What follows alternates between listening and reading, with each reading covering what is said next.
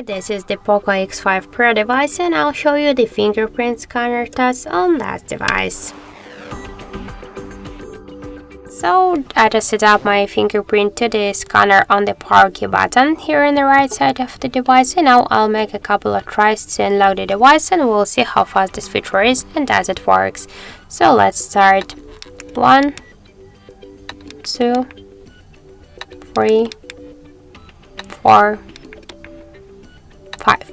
As we can see, the fingerprint scanner works here fast, correct.